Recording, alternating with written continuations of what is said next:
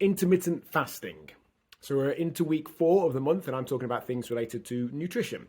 And this week I'm going to talk about 4 different methods, approaches to changing our eating that you may have heard of, that you may have tried, that you may be interested in exploring. And in today's video, I'm going to cover what is probably the most kind of fashionable at the moment, and that is intermittent fasting, which is basically periods of not eating.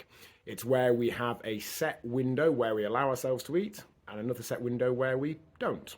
So we might decide that we only eat between, say, 1 p.m. and 7 p.m. Or we might have certain days of the week where we allow ourselves to eat more and certain days of the week where we eat less because we stop eating at certain times. And with intermittent fasting, it's a perfectly valid method and it works brilliantly for some people. But the thing to remember, as with the rest of the methods this week, is there's nothing magical about it.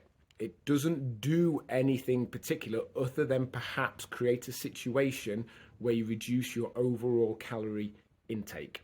By having a cutoff, it often stops us having those extra bits that would take us from calorie maintenance or deficit up into surplus. Some people will tell you it does magical things to your hormones. Not much research to back that up. And even if it does, even with those different hormone levels, it doesn't affect the fact that being in a calorie deficit will lose you weight, being in a calorie surplus will gain weight. That always exists. So intermittent fasting may work for you because that hard and fast rule is something you feel you can stick to. By stopping eating at, say, 7 p.m, we're likely to remove those things that put us into surplus. I often say a tub of Ben & Jerry's and a bottle of wine would be equally fattening if we had it for breakfast, but we never have it for breakfast. We have it at 9:30 on the sofa with our other half.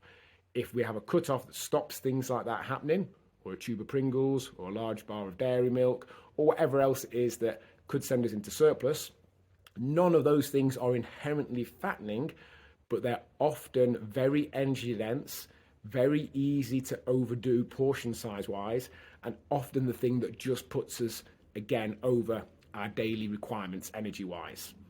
So if it works for you, brilliant. Whether that be a certain number of days of allowing a certain amount, a certain number of days of more restriction, whether it be a cut-off time in the day, whatever it is, if that rule enables you to reduce your overall calorie intake, brilliant. If that rule actually makes you feel that you failed when you don't feel you can follow it, not so good.